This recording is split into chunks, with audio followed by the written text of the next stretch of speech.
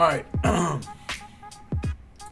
Now, everybody and their mother has heard that Claressa Shields lost to Savannah Marshall in the amateurs.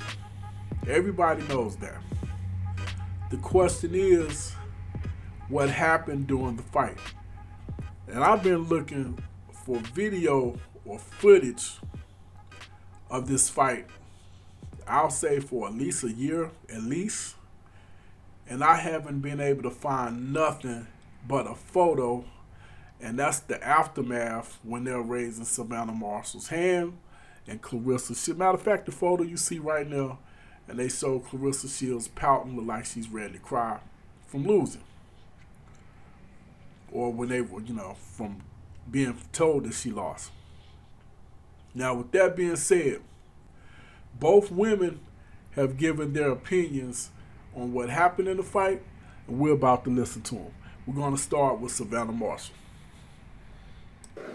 There's nothing for me to say. We boxed each other a while ago, a couple of years ago.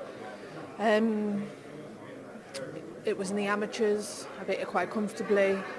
Yeah, she's fast. Don't get me wrong, she's a brilliant boxer. I've got what it takes to beat her. Does that give you confidence knowing that, or do you also look at it from the other side of a coin, that amateur and professionals, two different styles? Oh, 100%. I'm not the fighter I was then. I'm totally different. I seen her last bout with Christina Hammer. I thought she was the best she's ever boxed. Even still, I know what I can do, and I'm confident in myself. All right, now, she didn't give too many details.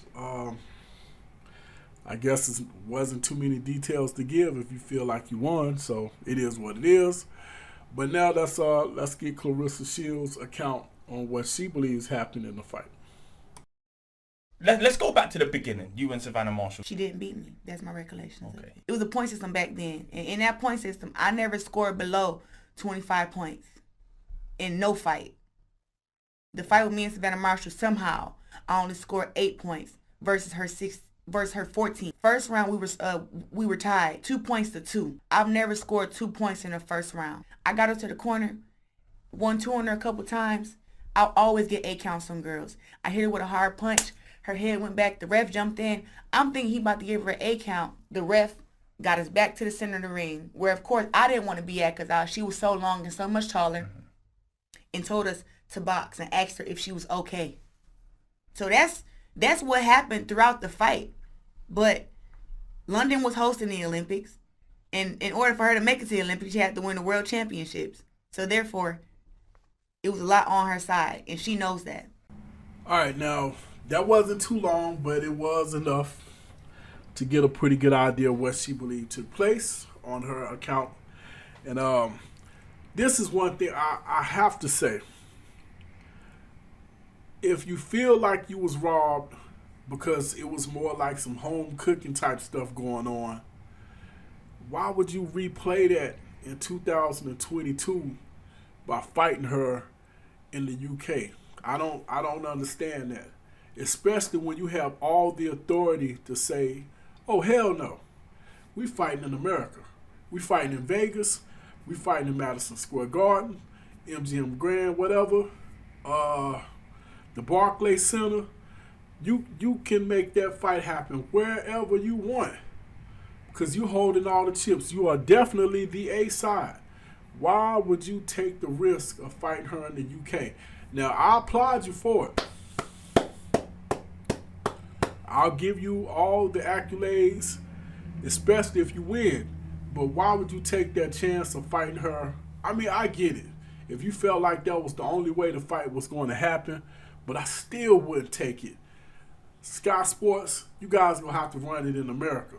That's the only way I would have signed up for it, period. Especially if you feel like you got robbed in the Olympics. You already, if that was the case, then you already know what it feels like to get robbed with those type of factors. She had the hometown, home cooking, however you want to put it. Why would you set yourself up like that? Now, me personally, I didn't see the fight. I'm not a big amateur boxing watcher.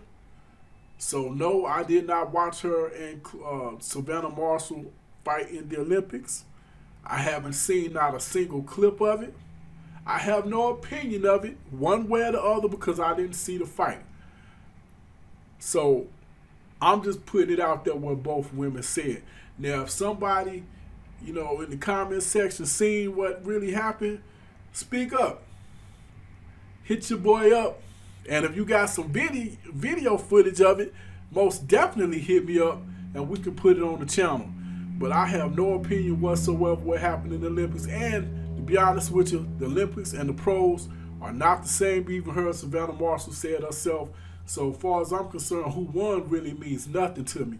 But if you feel like you was robbed, and we do know that can happen in the Olympics or amateurs, whatever, we seen it happen with Roy Jones, Floyd Mayweather, and others. So we do know it can happen. But with that being said, we're talking about the pros.